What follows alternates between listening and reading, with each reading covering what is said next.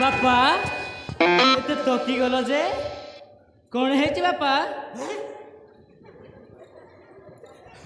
ଚେୟାରରେ ବସି ବସି ତୁ ଡାକିଲୁ? ହଁ ବାପା ଏତେ ତକି ଗଲ ଯେ ଭଲ ଚେୟାରଟା ଆଣିଥିଲି। ଗୋଟାଏ ଦିନ ବସିଲେ ଯେତିକି 100 ବର୍ଷ ବସିଲେ ସେତିକି। ଆଉ ନ ବସିଲେ ତ ପୁରା ଭଲ। ଆଚ୍ଛା ମା ବାପା ସେ ଏଠିକି କାହିଁକି ଆସିଥିଲେ? ବାପା ଟାଙ୍କି ଦୁଇଟା ଖରାପ ହେଇଯାଇଥିଲେ ବାପା ପାଇଁ ଆସିଥିଲା।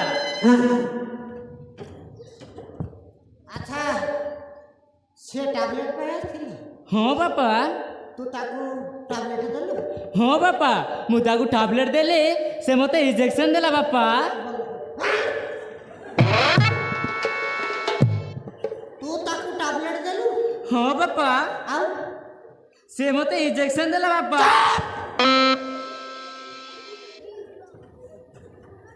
ଏ ବଡ଼ ଅଜବ ଝିଅଟା ନୁହଁ? ସେଇ ଶଳା ଆସିଲା ଟାବଲେଟ୍ ପାଇଁ। ୟାକୁ ଟାବଲେଟ୍ ଦେବା କଥା କହିଲା କ'ଣ ନା ଇଏ ତାକୁ ଟାବଲେଟ୍ ଦେଲେ ସିଏ ଆକୁ ଇଞ୍ଜେକ୍ସନ ଦେଲେ। ଓହୋ ଆଚ୍ଛା ବାପା ସେ ଖାଲି ଇଞ୍ଜେକ୍ସନ ଦେଲା ନା ନେଲା? ମୁଁ ତାକୁ ଟାବଲେଟ୍ ଦେଲି ବାପା ସେ ମତେ ଇଞ୍ଜେକ୍ସନ ଦେଇ ଗଲା।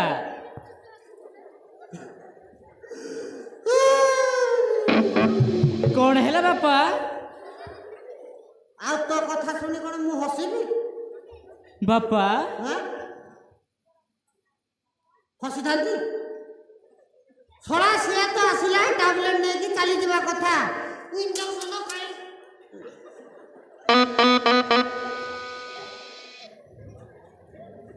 ଶଳା ଆଜିକାଲିକା ଝିଅ ସହିତ ପାରି ହବନି। ଶଳା ନର୍ସ ମୋ ଝିଅ ଇଞ୍ଜେକ୍ସନ ଇଏ ଫୁଡ଼ିବା କଥା। ଉଲ୍ଟା ଇଞ୍ଜେକ୍ସନ ଦେଇ ପଳଉଛନ୍ତି। ତମେ ଭୁଲ ବୁଝୁଛ ବାପା। ବାପା ତମେ ଭୁଲ ବୁଝୁଛ ବାପା। ସେ ଇଞ୍ଜେକ୍ସନ ନେଇଛି ବାପା। ସେ ଇଞ୍ଜେକ୍ସନ ନେଇଛି ବାପା ସେ ନେଇଯାଇଛି। ନେଇକି ଗଲା ତ? ହଁ ବାପା ବଞ୍ଚିଗଲା ମଣିଷ। ଯା ହଉ। ଆଚ୍ଛା ମା ମୋତେ ଭାରି ହାଲିଆ ଲାଗୁଛି। ବାପା ମୁଁ ଟିକେ ଯାଏ ବାରିଆଡ଼େ ବସି ପଡ଼ିବି। ହଁ ବାପା ଘରର କାମ ଦାମ କରିବି। ହଁ ବାପା ନା ମୁଁ ଜମା ଯିବିନି। କଣ ହେଲା ବାପା? ଶଳା ଏବେ ମହାବାତ୍ୟା ଯାଇଛି। ପୁଣି ଯଦି ଖିଡ଼ିଖିଡ଼ି ପଳେଇ ଆସିବ ଅସୁବିଧା ହେଇଯିବ। ଯଦି ମୁଁ ଏଠାରୁ ଯିବି ସିଏ ଆସିବ। ଆଉ ଯଦି ସିଏ ଆସିଲା ପୁଣି ମହାବାତ୍ୟା। ଯଦି ସିଏ ଆସିଲା ବାପା ତାହେଲେ ଟୁ ଟୁ ଟଡାଣି। ସେମିତି କିଛି ନୁହେଁ ବାପା। ଆଚ୍ଛା କହିଲୁ କଣ ବାପା? ଅଫିସ କାହିଁ ଯାଇନୁ? ବାପା ମୋ ମନ ଭଲ ନଥିଲା ତ ସେଥିପାଇଁ ମୁଁ ଅଫିସକୁ ଯାଇନି ବାପା।